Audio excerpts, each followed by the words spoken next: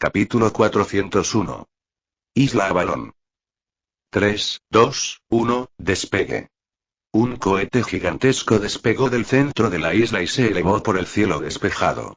La capa de nubes finalmente se había disipado y reveló la isla en toda su majestuosidad a los pocos ojos que quedaban en el cielo, ya que ya no había ninguna razón para seguir manteniendo la oscuridad. El cohete atravesó la atmósfera y entró en órbita, donde inmediatamente se topó con el manto de metralla que cubría el planeta. La carga útil del cohete y el cuerpo de maniobra de la segunda etapa estaban recubiertos con una gruesa capa de una aleación de acero axial dicromo, que era más que lo suficientemente duradera como para resistir el impacto de los diminutos fragmentos de metralla. Debajo de eso había una capa de aerogel absorbente de impactos al 99%, y debajo había una malla de choque de nanotubos de carbono, lo que garantizaba que cualquier fuerza ejercida sobre el cohete no causaría daños a la delicada maquinaria en la ojiva y los propulsores de maniobra del cuerpo del cohete.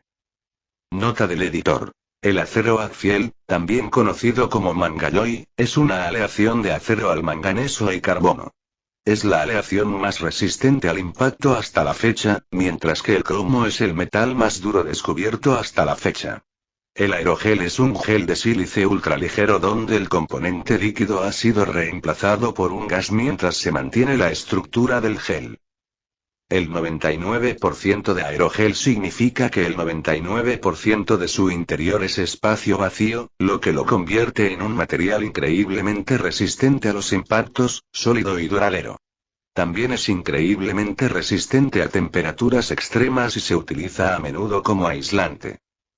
Después de pasar por el campo de escombros, los motores de maniobra del cohete ajustaron su curso, luego entró en una fase de costa y volvería a encender sus motores de maniobra una vez que se acercara a su órbita de estacionamiento designada. De vuelta en la plataforma de lanzamiento, se estaba imprimiendo un segundo cohete. Una vez que estuviera terminado, también se lo enviaría a órbita. Luego vino otro, y otro, y otro. Finalmente, el proceso se había repetido más de 100 veces en 2 horas antes de que cesara la actividad en la plataforma de lanzamiento, concluidas las tareas del día. Y, una vez que todos los cohetes alcanzaron sus órbitas de estacionamiento, iniciaron una combustión larga y sincronizada y se dirigieron hacia la Luna en un curso que los haría girar alrededor de ella y de la Tierra en una figura de 8, aumentando la velocidad repitiendo la maniobra hasta que fueran expulsados del pozo de gravedad del planeta y disparados hacia el cinturón de asteroides en el otro lado de la órbita de Marte. La mayoría, aunque no todos, llegarían a su destino. Sin embargo, 14 de ellos estaban destinados a realizar viajes mucho más largos, ya que estaban equipados con generadores de fusión y motores iónicos. De 2 en 2, utilizarían sus velocidades iniciales como ventaja mientras aceleraban hacia sus destinos finales. Cada par de cohetes encontraría su nuevo hogar en o alrededor de uno de los otros 7 planetas del sistema solar. Esos 14 cohetes fueron los precursores de la próxima flota expedicionaria de Aaron y prepararían a los demás planetas del sistema solar para la explotación de sus recursos naturales, preservando así el medio ambiente de la Tierra para sus habitantes durante siglos, si no milenios, por venir. 10 de los cohetes lanzados contenían cargas útiles que consistían en impresoras atómicas y generadores de fusión para alimentarlos. Su tarea era limpiar los escombros de las órbitas, tanto la metralla de la reciente guerra como los satélites obsoletos y otros desechos espaciales que no servirían para nada en el futuro una vez que Aaron pusiera en uso su tecnología de generación actual. Y estarían acompañados por 2 lanchas, que eran pequeñas embarcaciones capaces de recoger los bloques de salida de materia prima denominados cartuchos de impresora por razones de seguridad, para luego llevarlos al punto Lagrange L1 para su almacenamiento seguro hasta que fueran necesarios en el futuro. En ese momento, nadie más que Aaron sabía para qué servían los cohetes, y solo los que estaban en la propia isla Avalon sabían que habían sido lanzados. Después de todo, las 2 horas que había durado la operación se habían programado en un momento en el que ninguno de los satélites supervivientes tenía un ángulo de visión hacia el lugar de lanzamiento. Y Aaron estaba tumbado boca arriba en el cielo, pensando en el reciente sermón que le habían dado sus padres. En realidad, debería haberles contado todo, concluyó. Realmente había sido una imbécil mantenerlos en la ignorancia sobre cosas tan importantes como los acontecimientos que habían sucedido recientemente.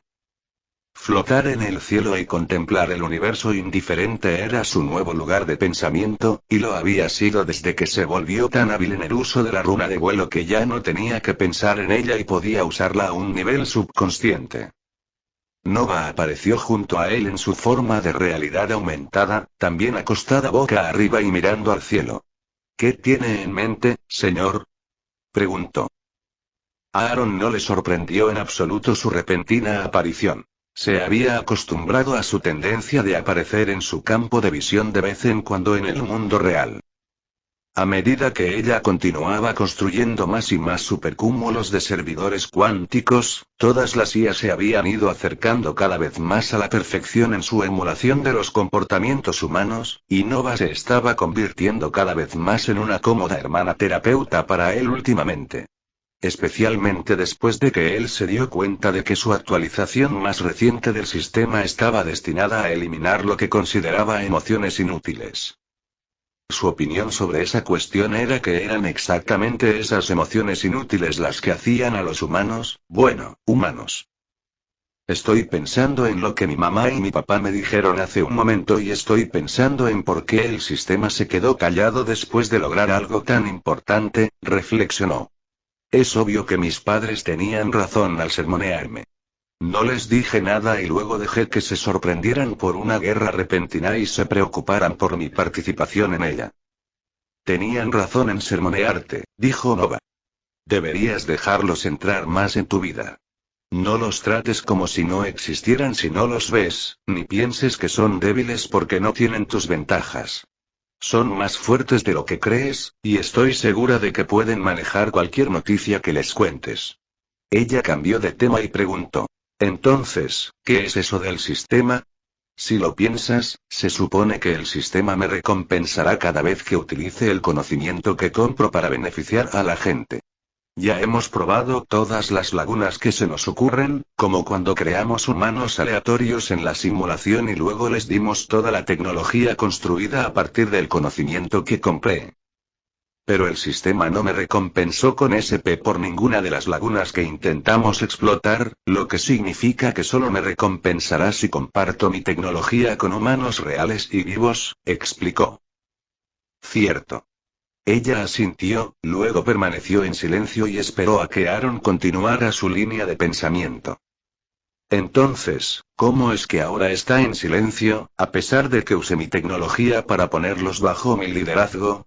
¿No debería eso considerarse como usarlo para la humanidad?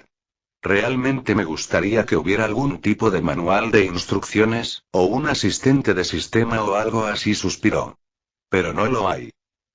Y todo lo que sé sobre cómo funciona me dice que debería haber sido recompensado por lograr una tarea tan monumental utilizando la tecnología que me proporcionó el sistema. Nova tardó 2 segundos en pensar en una respuesta y luego dijo. Ahora que lo mencionas, parece bastante extraño. El sistema definitivamente debería haberte dado SP para la guerra, pero como sigue en silencio, incluso después de que firmaste todos los acuerdos de rendición, puedo pensar en 3 razones por las que no lo ha hecho. La primera posibilidad es que lo que usted considera un logro monumental sea insignificante a los ojos del sistema.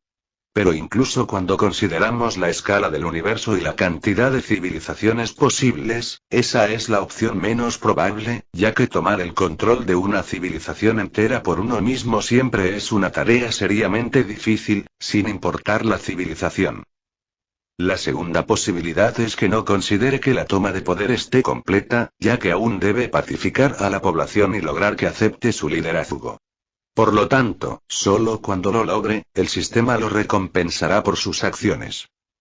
En cuanto a la tercera y última posibilidad, creo que el sistema no podrá recompensarte con SP por haber conquistado a la humanidad y haberte convertido en su único líder hasta que la hayas despertado por completo.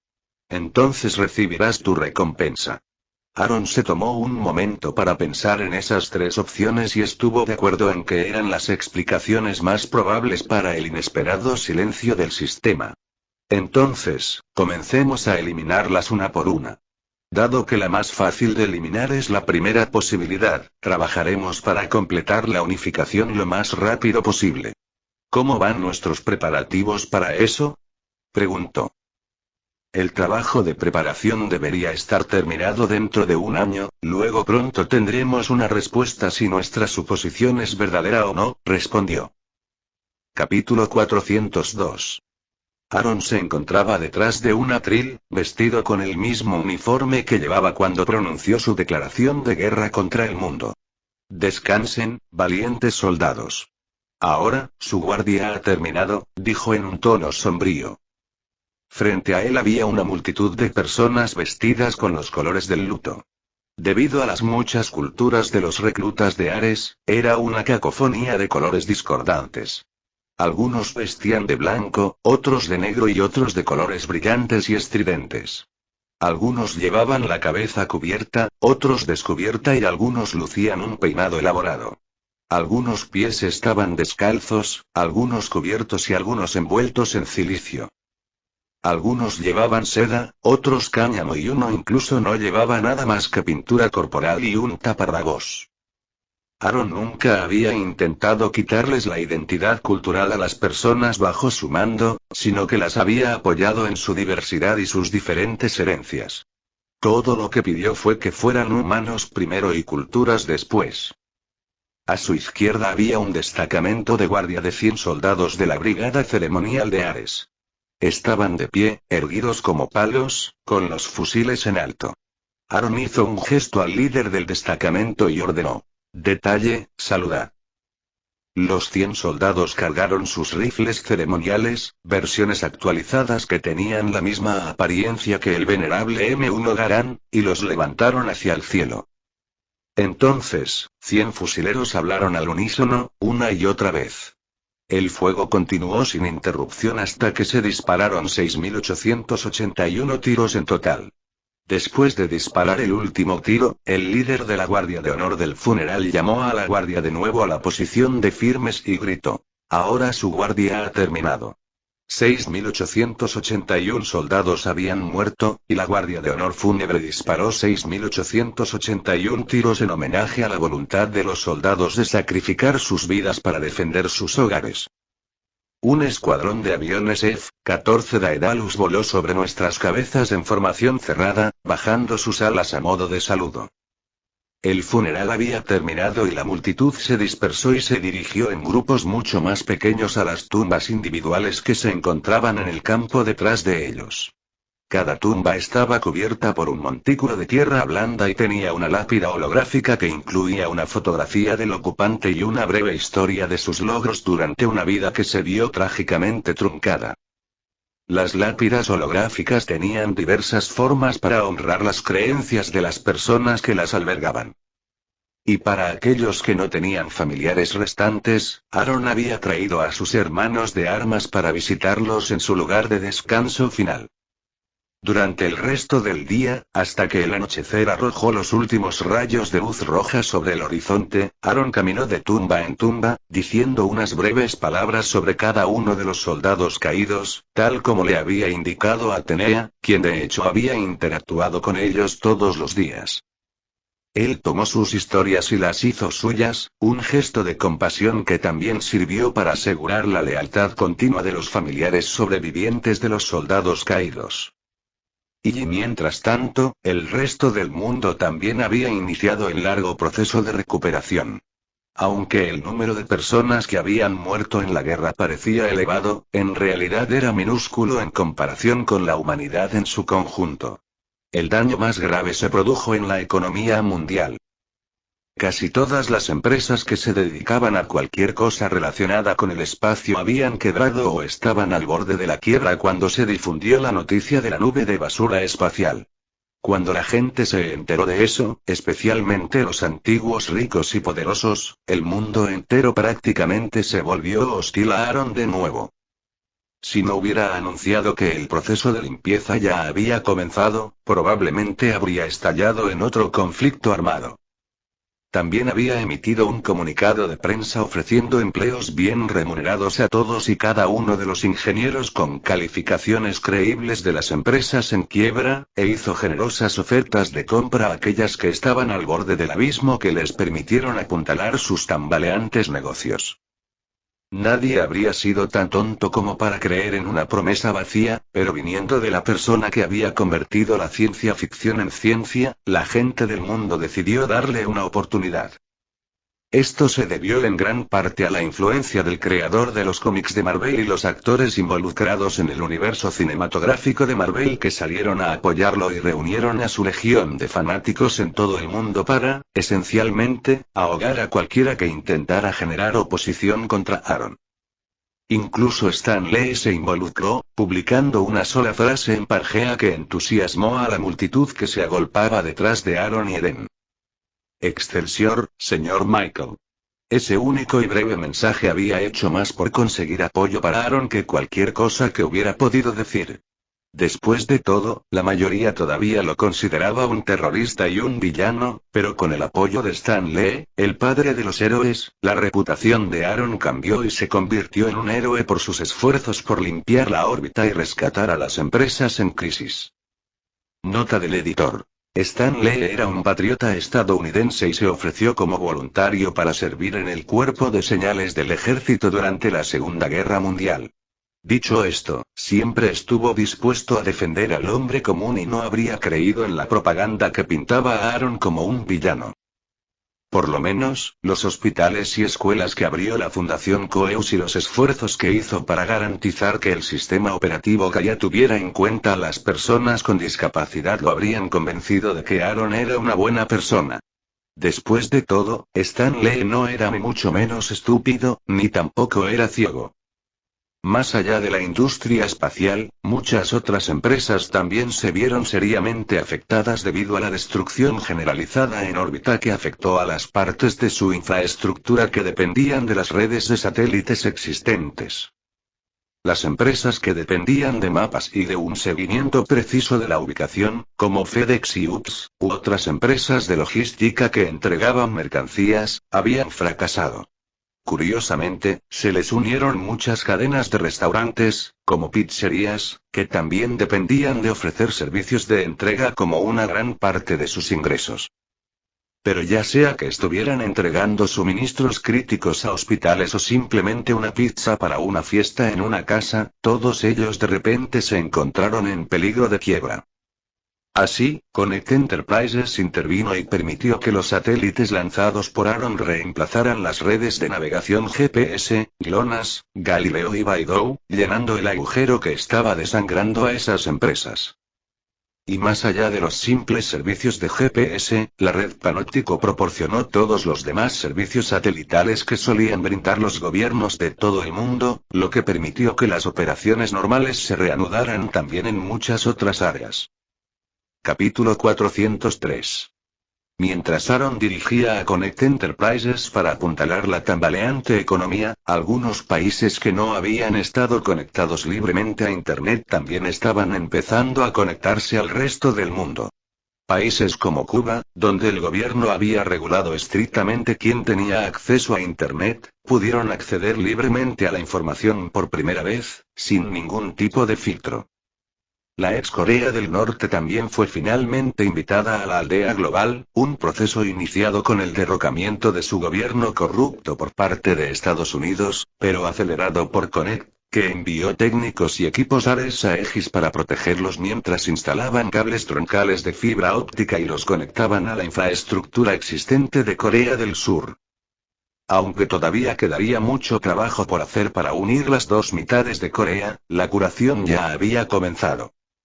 Dicho esto, Aaron no era ningún tonto y había enviado tropas Ares para ocupar el lugar de las fuerzas de ocupación estadounidenses estacionadas en Corea del Norte, y les había encomendado la tarea de impedir que los soldados del ejército de la RPDC, a los que les habían lavado el cerebro, organizaran ataques terroristas. En ese momento, había casi 500 nixianos y una brigada entera de tropas ares que estaban erradicando activamente a los líderes militares norcoreanos más fanáticos. Existía una clara posibilidad de que reavivaran el conflicto de décadas entre el norte y el sur en un intento de forzar el regreso de su querido líder, y eso debía evitarse a toda costa. Otros 1000 soldados de Ares y 300 nixianos fueron desplegados en la antigua nación de Corea del Sur. Habían sido golpeados increíblemente duro, y aunque todavía estaban de luto por el devastador ataque a Seúl, eso solo aumentaría, no disminuiría, la posibilidad de que algunos soldados impetuosos se pelearan con sus enemigos norcoreanos. Así, aunque técnicamente la DMZ había sido desmantelada y las fronteras estaban oficialmente abiertas, todavía había una fuerte supervisión del país recién reunificado para impedir que los Vengadores y los Justicieros aplicaran sus propias y equivocadas versiones de justicia. Los líderes mundiales estaban ocupados preparando el proceso de redacción de la nueva Constitución Mundial. Una vez que ésta estuviera en marcha, o al menos existiera un marco sólido para ella, se unirían para formar el primer gobierno mundial. El proceso se llevaría a cabo en la sede de las Naciones Unidas en la ciudad de Nueva York hasta que se acordara por unanimidad otro lugar donde se asentaría el gobierno mundial. Aunque todos creían que, con el tiempo, todo terminaría en algún lugar del Edén, ninguno de los líderes quería que el proceso pareciera demasiado fácil. La imagen sería terrible para todos los involucrados. Por lo tanto, la sede de la ONU seguiría siendo el hogar temporal del naciente gobierno mundial hasta nuevo aviso. Otras empresas de Aaron también participaron en las tareas de reconstrucción. La Fundación Coeus, en particular, contribuyó decisivamente a distribuir alimentos y medicamentos, y a facilitar el acceso a médicos cualificados y alojamiento temporal a las personas desplazadas por los combates para que pudieran recuperarse del trauma y las pérdidas que habían sufrido. Y eso no fue todo. Todas las empresas de Aaron habían anunciado que buscaban construir sucursales en todos los países, brindando a esos países los mismos beneficios que le habían dado a Eden, que les permitió surgir del barro en primer lugar. Desafortunadamente, no todos estaban contentos de ver que la recuperación estaba en marcha. Alrededor de una cuarta parte de la población de cada país estaba furiosa por su rápida rendición a Aaron. Había muchos grupos, todos con diferentes motivos, pero todos estaban de acuerdo en que había sido el terrorista, Aaron Michael, quien había provocado que el planeta se encontrara en el estado en que se encontraba actualmente. Así, se reunieron y tomaron ejemplo de cómo operaban los grupos terroristas, formando células y enviándolas a iniciar grupos insurgentes en todo el mundo. Es posible que todos hayan nacido de ideologías diferentes, con una agenda compartida para luchar contra el dictador que les robó su país y mató a sus familias, y contra el gobierno que los decepcionó y se inclinó ante ese hombre.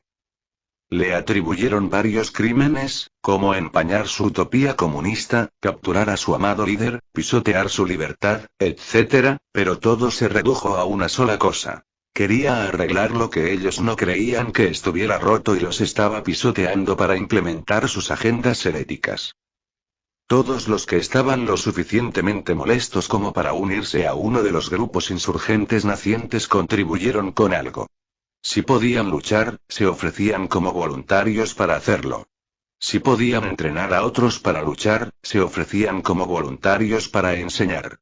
Si no podían luchar, renunciaban a su riqueza. Pero todos contribuyeron, desde las personas cuyos hogares fueron destruidos y no podían permitirse alquilar otro lugar hasta el multimillonario cuyo patrimonio neto se había reducido a una sombra de lo que alguna vez fue gracias a la caída del precio de las acciones de su empresa.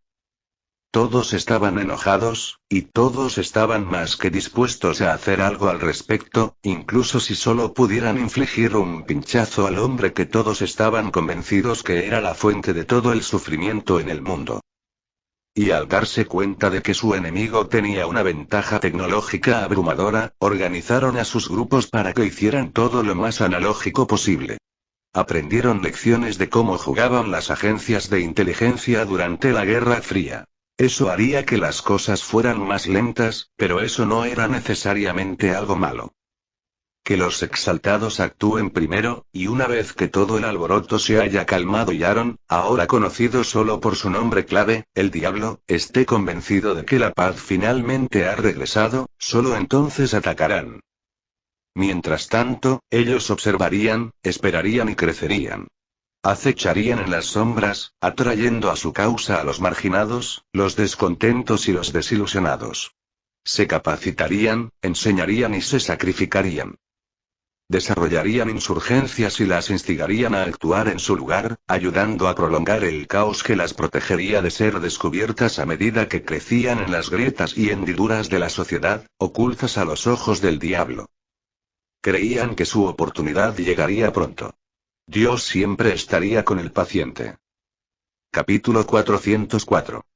En un sótano polvoriento y poco iluminado, un grupo de personas con cara de enfado se sentaban en sillas plegables de acero. El único sonido era el crujido del techo inacabado del sótano y el polvo que de vez en cuando se levantaba y caía al suelo cuando alguien de la casa de arriba daba pisotones como si fuera un vecino del piso de arriba. Pero por muy fuerte que sonaran los pisotones contra el suelo de cemento manchado de óxido rojo del sótano, la única molestia era para las arañas que habían tejido sus redes entre las vigas de madera expuestas en el techo. Pronto, el ruido de las pisadas se detuvo y una puerta se abrió con un crujido. Todos los que estaban sentados en el sótano giraron la cabeza al unísono y miraron hacia las escaleras, donde apareció un zapato de cuero brillante. Luego, una pierna cubierta con unos pantalones de color canela, seguida por el dobladillo de una chaqueta azul marino. Cuando el hombre que vestía pantalones y blazer dobló la esquina de las escaleras, el blazer se abrió y mostró las rayas horizontales azules y blancas del suéter fino debajo, del cual sobresalía el cuello de una camisa blanca. El hombre que llevaba el conjunto parecía joven, pero en realidad era un hombre bien arreglado de unos 30 y tantos años. Caminó alrededor del grupo sentado en las sillas plegables y subió a una plataforma de madera comparativamente limpia, luego comenzó a hablar. Hace una semana, fuimos testigos del nacimiento de un demonio. Un demonio brutal, que grabó sus atrocidades en la memoria de cada ser viviente de la tierra, comenzó, lanzando una mirada penetrante a las personas sentadas frente a él. Sus ojos parecían contener las vicisitudes del tiempo, como si hubiera visto el infierno y hubiera regresado. El diablo ha asesinado a más civiles inocentes en cuestión de 5 horas que los que murieron desde el principio hasta el final de la guerra más sangrienta de la historia, y nadie hace nada al respecto. ¿Por qué nadie da un paso adelante y denuncia a este monstruo brutal? Tienen miedo. Son patéticos, débiles, cobardes que se han inclinado ante el altar del poder abrumador del diablo. Todas esas muertes fueron innecesarias. Como el diablo es tan poderoso, podría haberlas evitado. Podría haber dejado vivir a esas personas inocentes en Bhopal y a esas personas inocentes en Faisalabad. Seguramente, podría haber curado en lugar de destruir, pero no lo hizo. Eligió destruir porque disfruta de la miseria de los demás. Y una vez que probó esa miseria, no se detuvo allí, ¿o no? Ordenó que 2 capitales prósperas fueran borradas del mapa. Y culpó a los terroristas de la destrucción que causó, espetó el orador. Le resultó muy conveniente que esos terroristas, levantó las manos e hizo comillas en el aire, se las arreglaran para robar armas nucleares y estuvieran en esas ciudades en el momento justo para que él los obligara a detonar las armas. La voz del hombre se convirtió en un susurro ronco mientras continuaba. ¡Qué absoluta coincidencia! Entre los 26 millones de hombres, mujeres y niños inocentes asesinados, ¿quién de ellos no era la madre de alguien? ¿Su padre? ¿Un marido cariñoso o una esposa cariñosa? ¿El hijo de una madre o la hija de un padre? Tíos, tías, hermanas, amantes, amores, futuros líderes, futuros salvadores, futuros deportistas, futuros maestros. Hizo una pausa, cerró los ojos e inclinó la cabeza. Después de un momento de silencio, continuó. Pero todos fueron asesinados. Todas sus vidas fueron truncadas sin piedad. La voz del hombre se quebró y una lágrima corrió por su rostro. Respiró profundamente, temblando, y luego continuó. Hundió innecesariamente un barco tras otro, lleno de héroes que se levantaron para luchar contra él.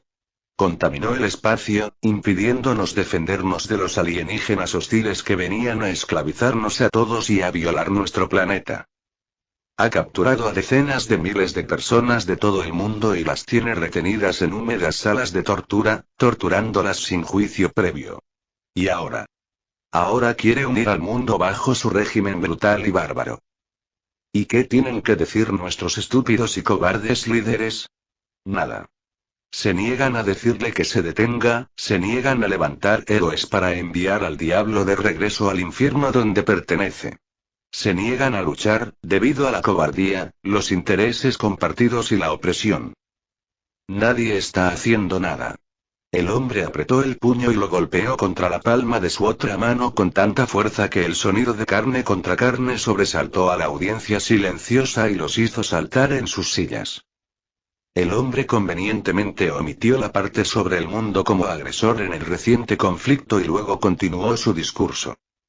Solo porque el diablo tiene un poder abrumador, deberíamos permitirle que manipule nuestra dignidad. Gritó. No. Gritaron los oyentes al unísono. ¿Significa que debemos permitirle profanar nuestra libertad? No. Gritaron los oyentes una vez más. ¿Permitiremos que sus atrocidades queden impunes? No. ¿Permitiremos que nos gobierne como a animales? No. ¿Nos quedaremos sentados y observando cómo el diablo hace lo que quiere? No. ¿Estamos entre los cobardes? No. ¿Estamos entre los que tienen miedo? No. El público se puso de pie de un salto y alzó los puños al aire mientras gritaba y vociferaba a todo pulmón, lo que provocó que otra cascada de tierra y polvo cayera del techo del sótano, lo que volvió a molestar a las arañas que acechaban en sus redes. Sus gritos eran tan fuertes que parecía que incluso las sucias paredes de bloques de cemento temblaban. Entonces debemos castigar a este demonio. Únete a mí en un viaje para buscar justicia. Un viaje para recuperar nuestra dignidad. Un viaje para arreglar las cosas. Gritó el hombre, golpeándose el puño con la otra mano con las tres últimas palabras. El público se volvió loco, levantando los puños y gritando a todo pulmón, poniéndose rojo y pisoteando el suelo de cemento. El hombre sonrió para sí mismo, al ver la ira que había desatado en su audiencia. Los dejó continuar durante más de un minuto y luego hizo un gesto para que guardaran silencio. Una vez que los oyentes volvieron a ocupar sus asientos, su actitud se tornó severa y su rostro adoptó una expresión grave mientras continuaba. El viaje no será fácil. Habrá muchos obstáculos y muchos de nosotros moriremos. La habitación se volvió un poco más lúgubre y un escalofrío recorrió las espaldas de quienes escuchaban al hombre hablar.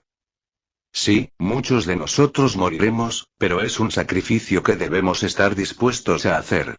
Uno que sea digno de mantener la cabeza en alto en la otra vida, donde nos volveremos a encontrar como vencedores. Como los castigadores del diablo. Como los salvadores de la tierra y de la humanidad. Podremos mantener la frente en alto por toda la eternidad. Gritó, provocando que los oyentes aplaudieran y vitorearan una vez más, completamente despojados del miedo que habían sentido momentos antes al recordar el poder de su enemigo. Pero ahora, con esa seguridad, sabían que ninguna de sus vidas sería en vano y que todo sería para el bien mayor. Por la victoria final en la lucha entre el bien y el mal, irían orgullosos a la muerte, con el pecho inflado y la cabeza en alto.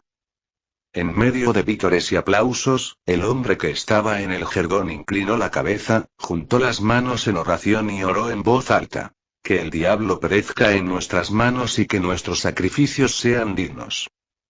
Aunque dijo eso, en su mente estaba pensando algo completamente diferente. Ovejas, pensó mientras sonreía alegremente al grupo de personas frente a él, mirándolos a los ojos y estrechando sus manos con entusiasmo. Capítulo 405. Félix estaba reclinado en el sofá de su oficina, con los pies cruzados sobre la mesa de café y las manos entrelazadas detrás de la cabeza, obviamente pensando profundamente. ¿Qué sucede, señor? Preguntó Raven, su asistente personal de inteligencia artificial. Parece que se está distrayendo mucho estos días. Félix había permanecido inmóvil en su posición durante más de 20 minutos, el subir y bajar de su pecho y el parpadeo de sus párpados eran sus únicos movimientos. Nada, solo estoy tratando de averiguar cómo van a ir las cosas a partir de ahora. Ha pasado una semana desde que los países firmaron sus acuerdos de rendición individuales, pero no importa cómo piensen las cosas, no puedo ver una solución pacífica. Es seguro que habrá problemas en el futuro, pase lo que pase, suspiró Félix. ¿Qué te hace decir eso? Preguntó ella. Historia. ¿Te refieres a que aquellos que no aprenden de las lecciones de la historia están condenados a repetirla? Exactamente. Cada vez que una nación abruma a otra y consigue su rendición o logra una anexión, surge una insurgencia interna justo cuando las cosas parecían calmarse. Esas insurgencias causan muchos problemas a los ganadores al atacar sus debilidades. Aaron puede ser la persona más fuerte del mundo y tener el ejército más poderoso que jamás se haya visto, pero seguro que tiene debilidades. Nadie puede ser tan poderoso en todos los aspectos, explicó Félix. Tomemos como ejemplo la incursión soviética en Afganistán. En 1979, invadieron Afganistán para ayudar a las fuerzas comunistas de Kabul a luchar contra varias fuerzas insurgentes, incluidos los talibanes y Al-Qaeda, que en aquel entonces eran conocidos como los árabes afganos. Los soviéticos tenían todas las ventajas en esa lucha. Tenían un ejército fuerte, una moral alta, armas tecnológicamente más avanzadas y eran más numerosos. Sin duda, deberían haber tenido facilidad para eliminar algunos grupos insurgentes pequeños y débiles. Pero ese no fue el caso. Su incursión en apoyo de Kabul provocó un conflicto que duró una década entre los soviéticos y los grupos insurgentes afganos, que finalmente terminó con la retirada soviética en 1989, una década después. Luego, en 2001, Al-Qaeda reapareció y llevó a cabo un ataque terrorista contra Estados Unidos, lo que dio lugar a otro conflicto que duró hasta hace una semana aproximadamente. La guerra estadounidense contra el terrorismo. Declaramos la guerra a Al-Qaeda y a los talibanes en octubre de 2001, pero a pesar de que los superamos en número y armamento en todos los aspectos, lograron prolongar la guerra durante más de 15 años. Y se habría prolongado aún más si Aaron no hubiera llegado y básicamente puesto fin a todas las guerras. Y esos dos casos siguen vivos en la memoria. Si nos remontamos aún más atrás, hay incluso más ejemplos. Como sucedió después de la Primera Guerra Mundial, cuando el Imperio Otomano perdió y las potencias aliadas intentaron repartírselo. Los turcos se rebelaron y contraatacaron bajo el liderazgo de Mustafa Kemal Atatürk, quien inició la guerra de independencia turca que dio lugar a la formación de la actual Turquía. Si nos remontamos aún más atrás, los coreanos contraatacaron a los invasores japoneses, al igual que los chinos. O podemos avanzar hasta la resistencia francesa contra el Tercer Reich después de que Francia se rindió a Alemania. Básicamente, cada vez que surge una fuerza abrumadora, surge un grupo de resistencia como la mala hierba para luchar contra ella. Pero ahora será aún más severo. En lugar de que una nación pisotee a otra nación hasta convertirla en un lodazal, o alianza contra alianza, esta vez se tratará de una nación contra literalmente todas las demás naciones existentes, explicó Félix. Ahora que el ejército de Aaron ha mostrado su poder, me preocupa que aparezcan cientos, si no miles, de grupos de luchadores por la libertad en todas partes del mundo. Diablos, no me sorprendería en este momento si los atlantes regresaran a la superficie desde alguna ciudad submarina en algún lugar, se quejó. Naturalmente, siempre existirá oposición, pero eso no significa que sea imposible lidiar con ella, dijo Raven. Estoy segura de que Sir Aaron y su madre ya están al tanto del problema y han hecho muchos planes para lidiar con cualquier situación que pueda surgir. Tenía plena confianza en que Aaron y Nova habían previsto un problema tan obvio. Si incluso Félix, de quien ella en privado pensaba que quizás era un poco lento, podía verlo, su jefe seguramente también podía, ¿verdad? Lo sé, lo sé. Estaba pensando sobre todo en cómo me las arreglaría si fuera yo el que estuviera en la cuerda floja. La única lección que enseña la historia es que nadie ha aprendido nada de ella, y estoy seguro de que yo no soy la excepción. Es más curiosidad morbosa que otra cosa, se quejó Félix. Si te estás poniendo en una posición de riesgo, por así decirlo, entonces también tienes que considerar la ventaja tecnológica que Sir Aaron y su madre tienen sobre esas fuerzas históricas. La guerra turca por la independencia habría tenido éxito si el rey Constantino hubiera tenido el panóptico. O la rebelión de los boxers chinos habría perdido ante la alianza de las 8 naciones si hubieran tenido trajes Sleek y rifles de pulso. ¿Habría sobrevivido Osama Bin Laden tanto tiempo si los estadounidenses hubieran contado con la flota de portaaviones Poseidon Navy y los cañones Wrath de Titán? ¿Habría obligado el Vietcong a las fuerzas estadounidenses a retirarse si hubieran tenido el entrenamiento por el que pasan nuestros equipos Reaper? ¿O habría comenzado la Primera Guerra Mundial si el arzobispo Ferdinand hubiera tenido un equipo Ares Aegis para protegerlo? Incluso si das 10.000 pasos atrás, ¿cuál crees que sería el resultado de poner a los nixianos contra el FBI y la KGB durante la Guerra Fría? Raven tenía muchos más ejemplos disponibles, pero pensó que esos serían más que suficientes casos específicos. En todos los casos en que las fuerzas insurgentes han puesto en aprietos a los ganadores de los conflictos en el pasado, siempre ha sido cuando la diferencia entre los dos no era tan grande. Y ese no es el caso aquí. Se puede pensar en ello de esta manera. Si Sir Aaron y Ares se enfrentan a fuerzas modernas no es diferente a si el ejército estadounidense anterior al 11 de septiembre se enfrentara en un campo de batalla a un ejército de la Edad de Bronce. Esa es la ventaja que tiene actualmente Sir Aaron frente al resto del mundo, y eso incluso cuando no estaba realmente centrado en construir fuerzas para enfrentarse a enemigos terrestres, explicó. La única limitación de nuestro bando es la cantidad de personas bajo el paraguas de Ares, pero esa no es una limitación que durará para siempre. Y tan rápido como Sir Aaron pueda aumentar sus fuerzas, estoy seguro de que estará apuntalando esa debilidad antes de que las insurgencias puedan aprovecharla. Supongo que es verdad. Iré a ver qué está haciendo yo mismo, dijo Félix.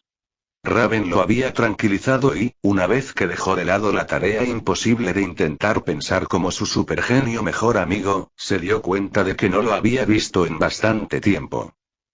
Capítulo 406. Llévame con Aaron, pidió Félix mientras iniciaba sesión en VR. Con el creciente número de personas que tenían acceso y sus variadas tareas y ubicaciones, Nova había creado una ayuda de navegación sexto. Una vez que llegó a la ubicación de Aaron, no pudo evitar maldecir por la sorpresa. Estaba en un prado grande y cubierto de hierba con Sarah, Henry, Rima y todos los líderes de alto nivel de IA. El prado en sí tenía unos 50 metros de ancho y afuera no había nada más que devastación.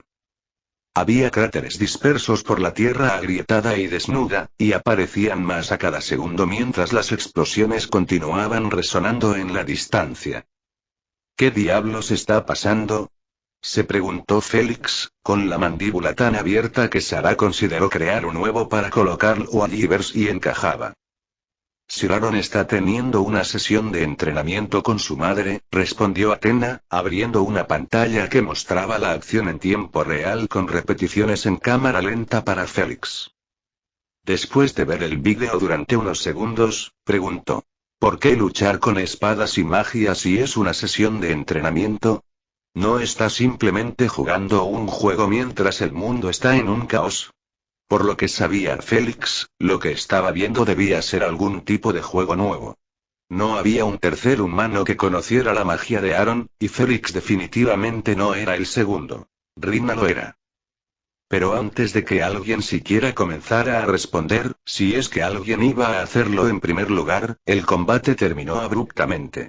Aaron fue alcanzado por uno de los ataques de Nova que le costó un brazo, pero a cambio, se produjo una última explosión masiva, que hizo que salieran nubes de polvo y cenizas. Entonces la figura de Nova, con escudo y todo, salió volando de la nube como una bala que se dirigía quién sabe dónde. Las IA que observaban el final quedaron paralizadas por el impacto. A lo largo de los miles y miles de combates de entrenamiento entre Aaron y Nova, esta fue la primera vez que él sobrevivió y la envió a ganar millas de viajero frecuente. No mucho tiempo después, Aaron, cuyo brazo se había regenerado completamente, apareció frente a los espectadores e inmediatamente celebró chocando los 5 con Henry y dándole a Rina un abrazo y un beso rápido. Esa fue una decisión sorprendente, señor. ¿Planeaba cambiar su grave lesión por la derrota de su madre antes de tiempo? Preguntó Atenea, mirando a Aaron con admiración teñida de reverencia y un poco de adoración. No fue una decisión difícil. El cálculo fue bastante sencillo y, por supuesto, el sacrificio estaba planeado, respondió Aaron. Hola, Félix, hace mucho que no te veo, dijo Aaron cuando vio a su amigo. Se acercó para abrazarlo, como si realmente no lo hubiera visto en mucho tiempo. Solo han pasado unos días desde la última vez que nos vimos. ¿Qué es esta tontería de hace mucho que no nos vemos? Se burló Félix, aunque correspondió al abrazo de su amigo. ¿Lo olvidaste? Dilatación del tiempo, recuerda, realmente han pasado algunas semanas desde la última vez que te vi, le explicó Aaron a su olvidadizo amigo mientras se separaban.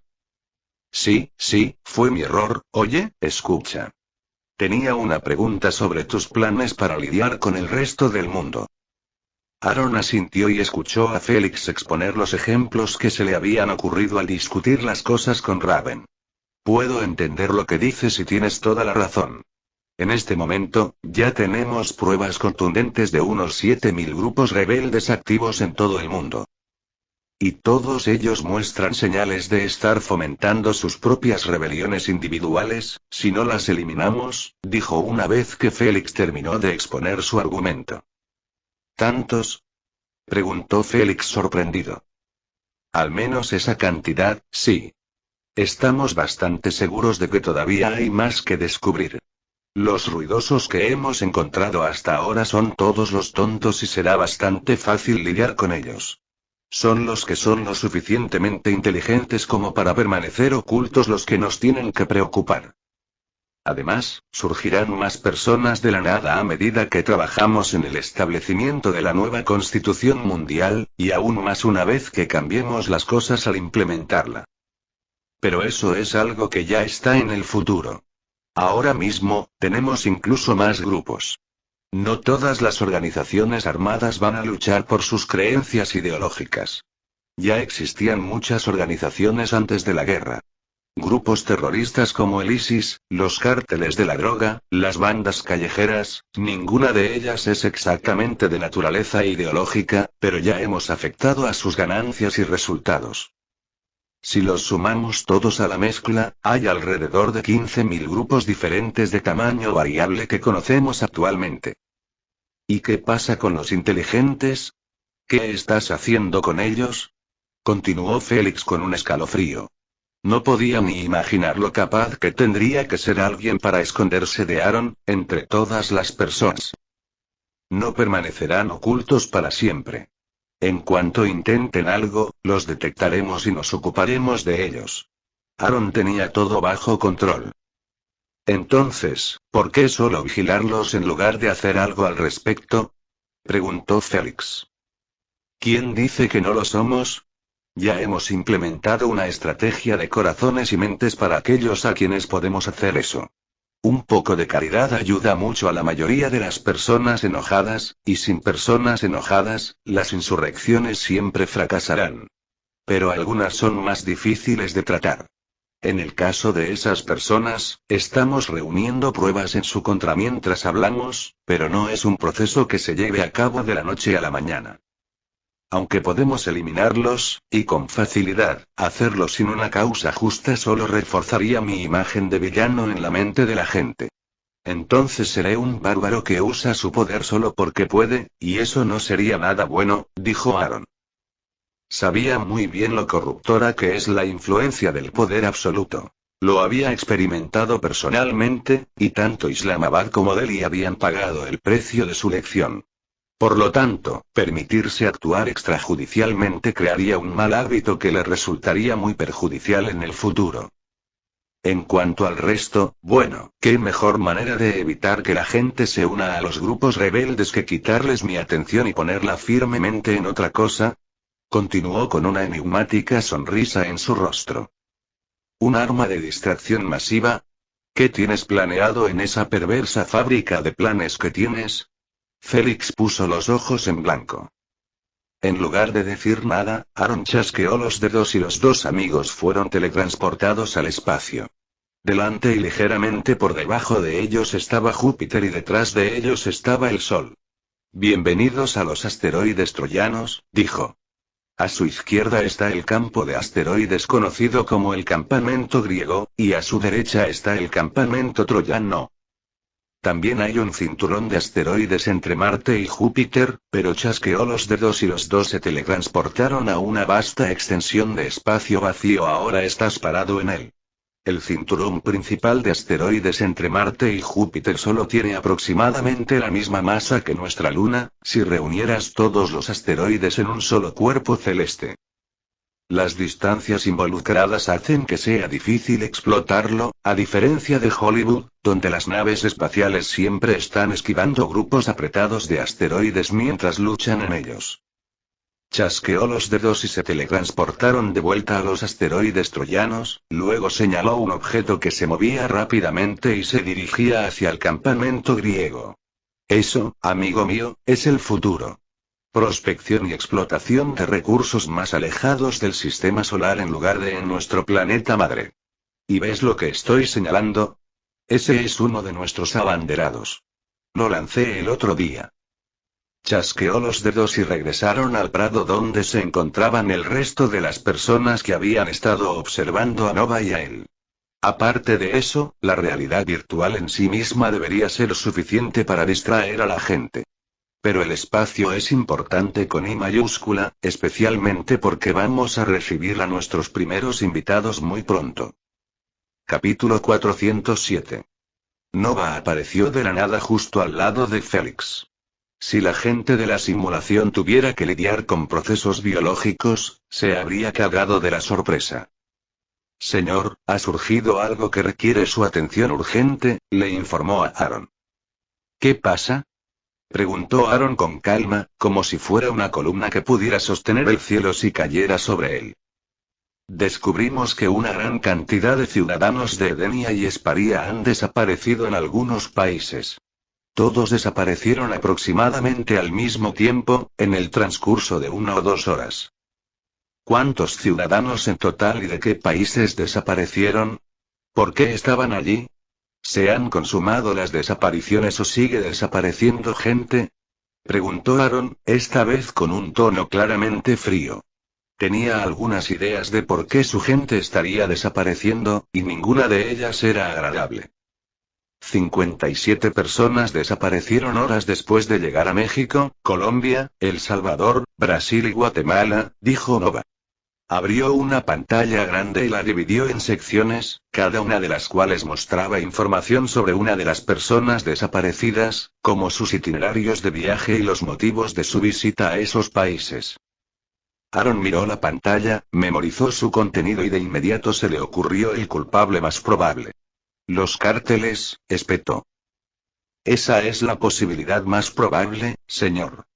Si las personas desaparecidas hubieran pasado por la aduana, los cárteles se habrían enterado casi instantáneamente de su llegada.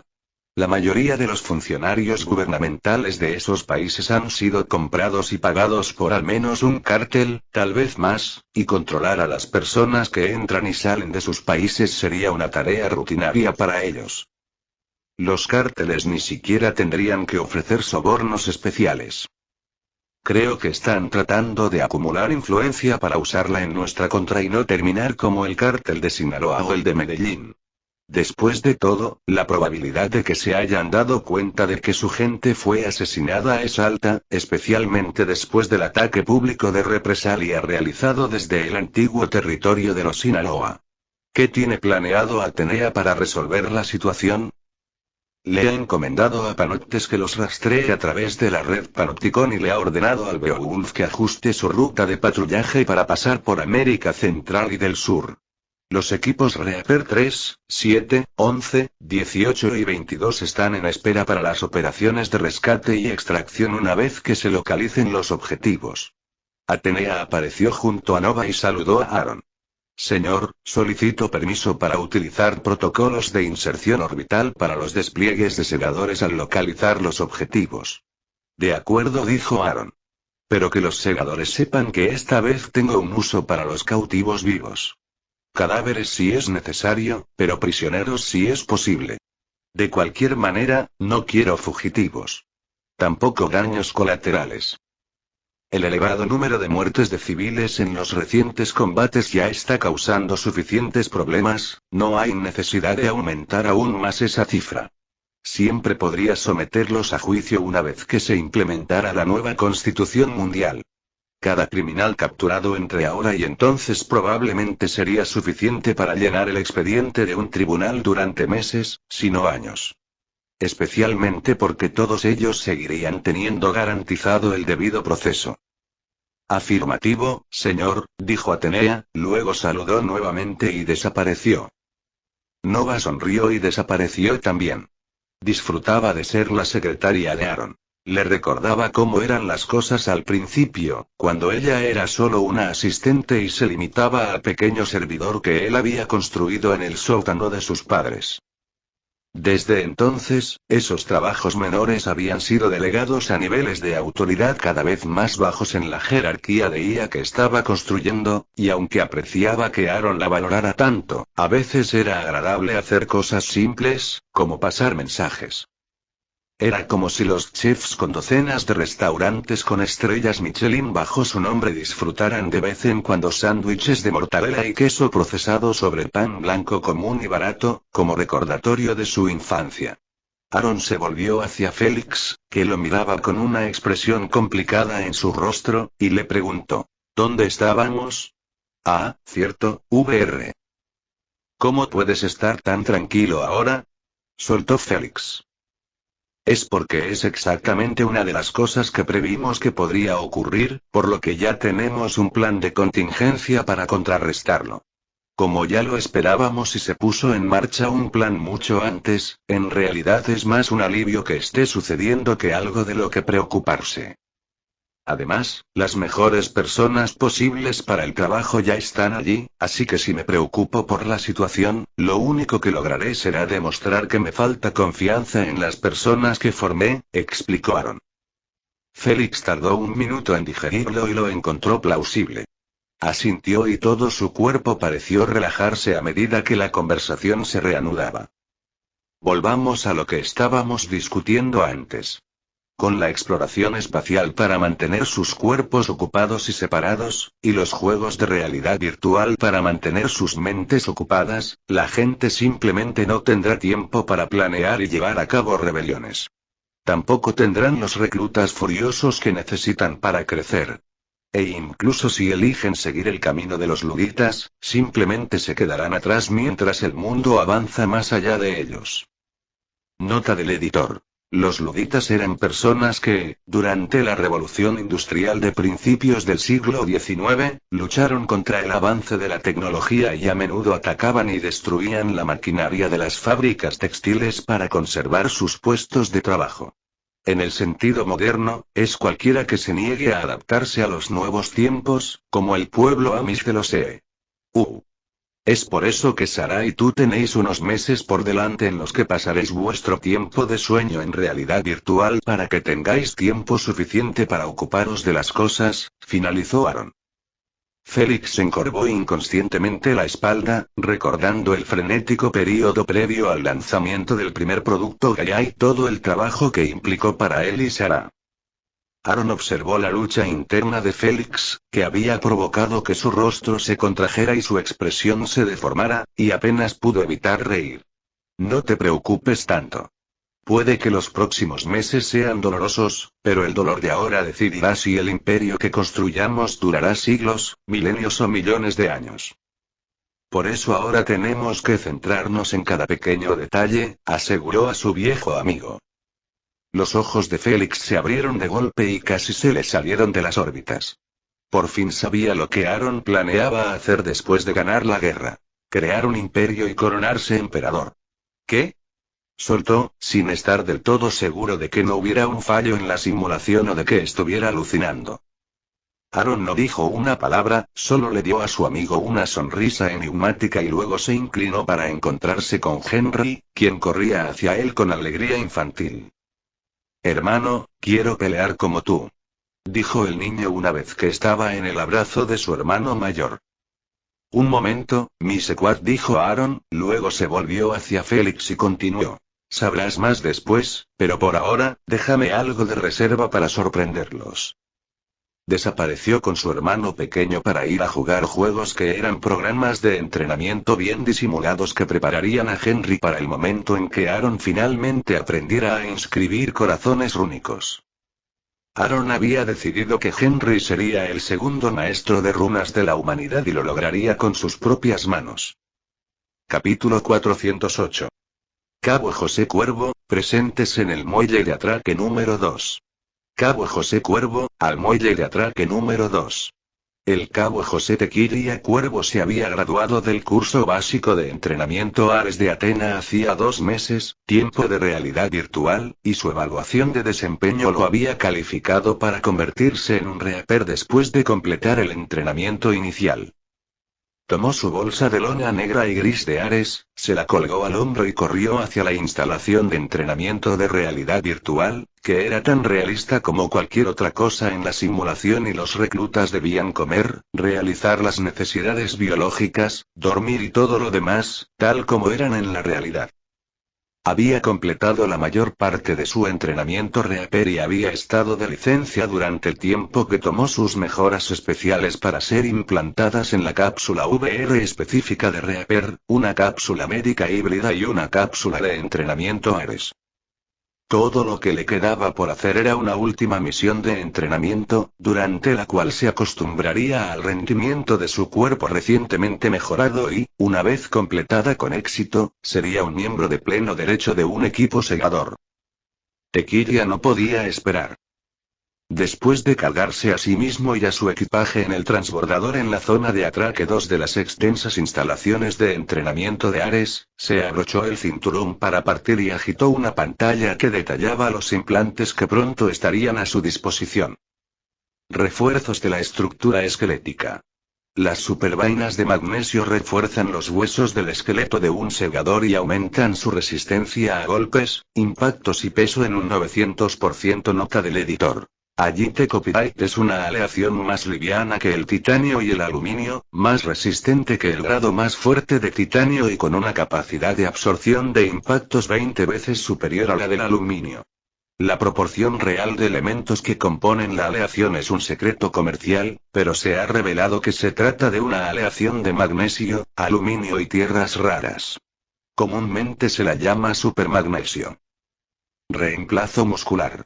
Aproximadamente un tercio de los músculos esqueléticos tipo 1 y la mitad de los tipo 2 se reemplazaron con elastómeros de cristal líquido, lo que aumentó la fuerza muscular en un 750% y redujo la acumulación de ácido láctico en un 50%. Choque de órganos en red, reemplazos de ojos biónicos, tejido de nanotubos de carbono subdérmico, farmacia de combate interno, colonia de nanitos sanadores implantados, colonia de servoarmaduras de nanitos implantadas, planta de energía de microfusión, compartimentos de almacenamiento en el muslo, codos, muñecas y rodillas extensibles, microprocesador cuántico, recicladores de oxígeno. La lista continuaba, con más de 150 nuevas incorporaciones al saco de carne del cabo Cuervo que mejorarían enormemente sus capacidades y lo colocarían muy por encima de los soldados de Ares.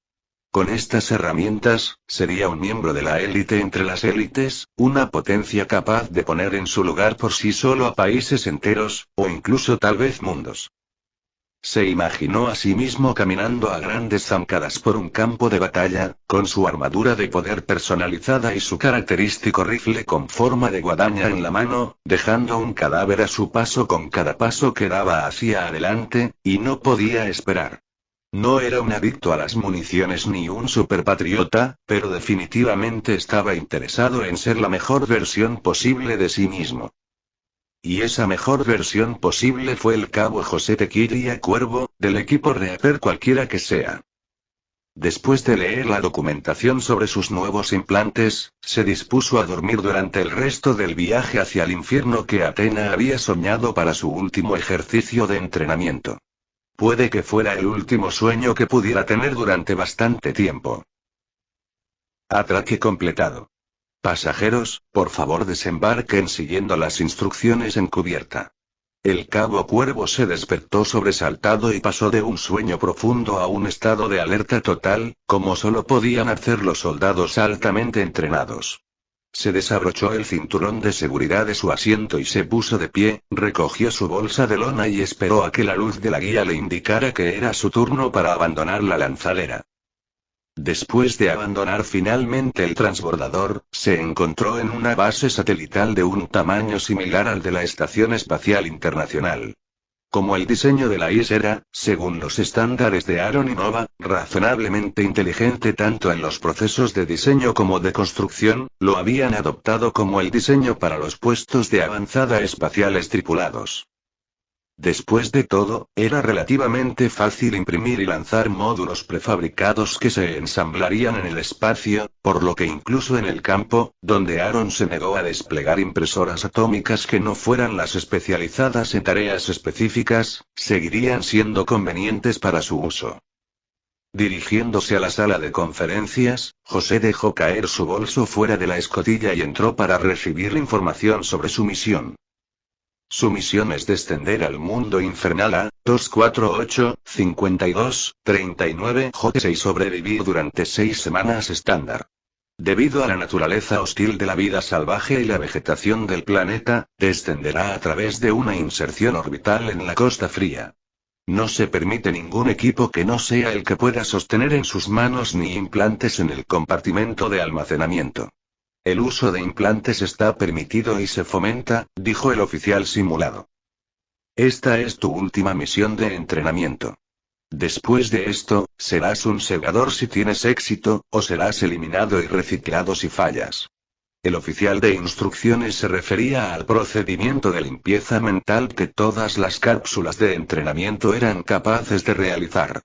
La misión comienza tan pronto como llegues al módulo de transporte y entres en tu cápsula de inserción sigilosa.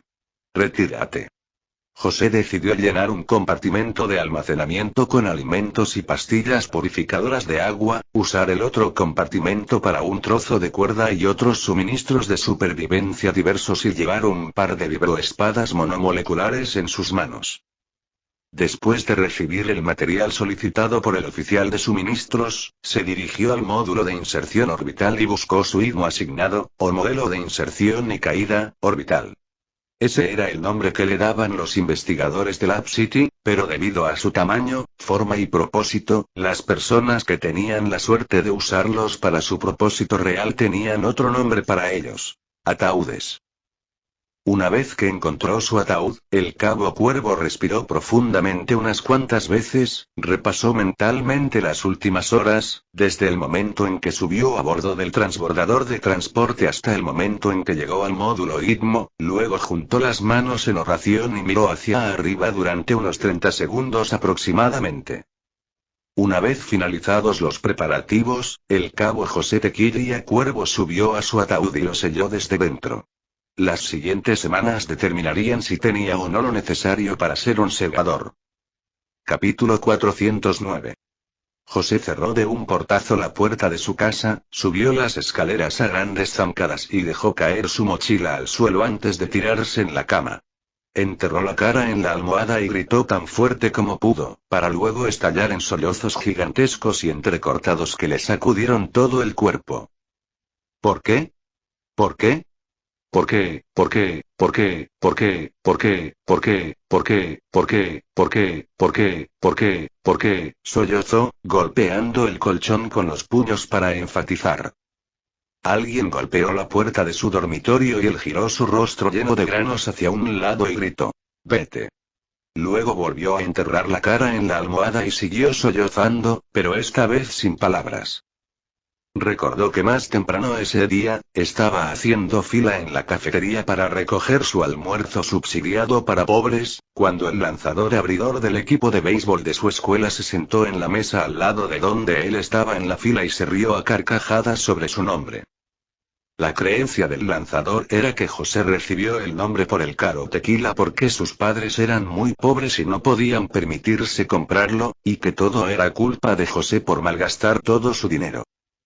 José había apretado los puños con tanta fuerza que dejó marcas de uñas blancas en la piel de sus palmas mientras el lanzador continuaba charlando y riendo con sus amigos, uno de los miembros del equipo de baile del escuadrón espiritual colgando de su cuello. Finalmente consiguió su bandeja de comida y estaba caminando de regreso para encontrar un asiento vacío cuando tropezó con la pierna extendida de otro de sus matones. Su acné severo, sus aparatos ortopédicos y su baja y débil estatura definitivamente no lo calificaban para unirse al grupo popular, por lo que solo podía unirse a su lista de objetivos. La escuela secundaria era así de brutal. Alguien volvió a llamar a la puerta de su dormitorio, y luego escuchó la voz apagada de su madre, que le preguntaba si estaba bien. Su preocupación era audible, incluso a través de la puerta, así que la invitó a entrar. Mamá, ¿por qué me pusiste José Cuervo? Ni siquiera somos mexicanos. Sollozó. Su madre, Katrina, se rió y dijo: bueno, tu padre era camarero y yo era camarera en el bar en el que él trabajaba. Envolvió su brazo alrededor de los hombros de José y lo abrazó. Y éramos jóvenes, tontos y llenos de semen. Nos enamoramos el uno del otro casi a los pocos minutos de conocernos y, más tarde esa semana, nos tonteamos en el asiento trasero de su auto. Cuando me enteré de que estaba embarazada, le revolvió el pelo a su hijo, entramos en pánico. Pero nunca se trató del embarazo, ya que sabíamos que pasaríamos el resto de nuestras vidas juntos. En cambio, entramos en pánico pensando en cómo te llamaríamos. Sonrió. Así que estuvimos pensando en varios nombres durante unos días y finalmente decidimos ponerte algo que nos recordara lo que nos unió. Un bar de mala muerte te trajo a nuestras vidas, pero The Pink Pussycat no es un nombre apropiado. Así que decidimos ponerte el nombre de la primera bebida que alguien pidió esa noche y terminaste siendo José Cuervo. Si fueras una niña, serías Midori. Y considérate afortunada, mocosa, dijo riendo, porque casi te llamamos Pontiac Sunfire, por el auto en el que fuiste concebida. Muau. Demasiada información. Gritó José, poniéndose rojo como un tomate. Fase costera completada. Prepárense para entrar sin energía. El cabo Cuervo se despertó con el tono neutro del sexto en su ataúd. Odiaba el frío. Siempre tenía sueños realmente extraños y vívidos cuando sus implantes lo ponían en hibernación. Tampoco era una aflicción única, ya que casi todos los aprendices de segador tenían el mismo problema con su estado de hibernación. Parecía que los ponía en un sueño tan profundo que sus cerebros desenterraban los recuerdos más profundamente enterrados y los reproducían en alta definición con audio de sonido envolvente completo.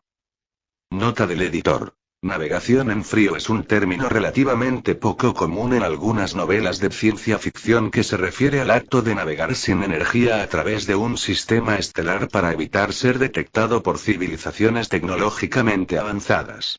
En esta novela, lo usaremos para lo mismo, insertar fuerzas sigilosamente en planetas o sistemas estelares que están poblados por hostiles. El ataúd se calentó a su alrededor mientras saltaba por la capa exterior de la atmósfera del mundo infernal a 248-52-39 JS. Sacudió la cabeza para despejarse las telarañas, revisó su almacenamiento interno y los niveles de suministro de implantes de drogas de combate y otros productos farmacéuticos variados, volvió a comprobar las espadas en sus manos y luego preguntó: ¿hora estimada de tocar tierra? Aproximadamente 8 minutos, cabo. El aprendiz de segador se recostó en los cojines de impacto, o almohadillas de choque, como los llamaban, y cerró los ojos, profundizando en la microcomputadora cuántica de su cerebro. Se tomó unos segundos para revisar nombre de archivo tras nombre de archivo, y finalmente encontró lo que buscaba. La carta en vídeo que su madre y su padrastro habían grabado para él cuando los reclutadores de Ares se comunicaron con ellos para pedirles una. Un procedimiento estándar en el proceso de reclutamiento era pedir cartas en vídeo de seres queridos para que los soldados las reprodujeran. Desde que su padre murió en una pelea en un bar donde ambos trabajaban, José y su madre se habían ido acercando cada vez más. Al principio fue por necesidad. Eran las dos únicas personas que quedaban en la familia tras la muerte de su padre y tenían que apoyarse el uno en el otro. Pero más tarde, fue porque habían desarrollado un afecto verdaderamente profundo y sano el uno por el otro. Para José, Katrina Jones era la mejor madre del planeta. Y para Katrina, José Cuervo era el mejor hijo que jamás podría haber pedido. Katrina se volvió a casar más tarde, pero el vínculo entre madre e hijo nunca se rompió, ni siquiera se dañó. El nuevo padre de José, Dave, se había asegurado de respetar a su esposa y a su hijastro, y había sido la primera persona en alentarlo y enseñarle a defenderse a sí mismo, a su familia y sus creencias. Tanto José como Katrina consideraban que sus vidas eran mejores gracias a la presencia del nuevo hombre en ellas, tanto entonces como ahora. 7 minutos y 53 segundos después, el ataúd del cabo Cuervo se estrelló contra el suelo y la tapa se abrió. El gel de impacto fluyó de la cápsula, seguido por un segador. El World A-248-52-39J estaba a punto de conocer una de las máquinas de matar más perfeccionadas y perfeccionadas de la humanidad. Capítulo 410. El World A-248-52-39J era un planeta con 10 veces el diámetro de la Tierra, lo que lo colocaba firmemente en la categoría de supertierras. Era único porque estaba compuesto por un 90% de tierra y solo un 10% de agua en la superficie, pero en lugar de ser seco y árido, como se podría esperar, estaba completamente cubierto de un exuberante follaje tropical. Desde la órbita, parecía una esmeralda brillante y parecía que sería un buen lugar para tomar unas vacaciones de campamento de vez en cuando. Pero ese no fue el caso en absoluto. Con el nombre en código Planeta Jurásico, el World A-248-52-39J era el hogar de algunas de las especies más feroces que Nova pudo diseñar usando todo el poder de procesamiento a su disposición. El follaje era carnívoro, venenoso, y los habitantes fueron modelados a imagen de los dinosaurios más agresivos que se pudo demostrar que existían, y luego fueron sometidos a innumerables simulaciones de evolución para aumentar su letalidad a un grado ridículo. Básicamente, todo en el planeta se comería a cualquier cosa que no pudiera correr lo suficientemente rápido para escapar.